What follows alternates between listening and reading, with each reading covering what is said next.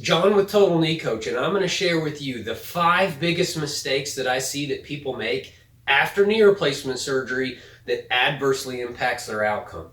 Number 1 is the biggest, and it's the positioning of the leg. I see all the time that starting from the day of surgery in the hospital, those first few days at home, the leg is not maintained in a proper position to stretch and to rest. It's vitally important that you position your leg properly, and I've got a lot of videos to show you exactly how to do that and why to do that. You've got to position your leg properly. Number 2, biggest mistake I see is that people do not control their pain and their swelling effectively.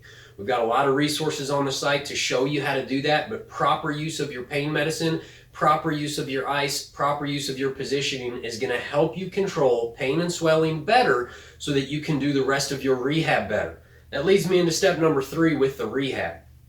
One of the biggest mistakes I see people make is trying to focus on leg raises after surgery. Leg raises are not going to be the best thing for you to be working on after surgery. Oftentimes it can be painful, and I'm going to show you some modifications to work to where you can lift your leg without pain, to get it in the bed, to get it into the proper position, and later when you can do it with no pain, the leg raises might become appropriate. So we need to stop doing as many leg raises.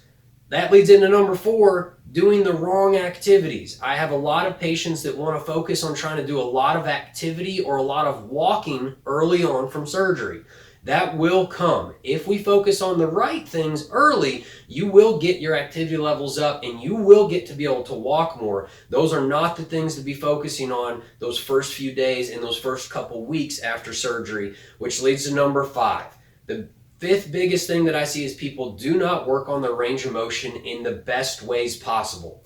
What we need to be doing is working on straightening and bending the knee effectively and appropriately with the best ways possible so that you can do your range of motion exercises with as little pain as possible. If we're focusing on range of motion, we're not focusing on leg raises, we're not trying to do a lot of activity or walking, you keep your pain and your swelling under control with your leg in the right position, that is going to help you to have the best outcome in the fastest time with the least pain. I'll show you how to do all of this, just stick with me.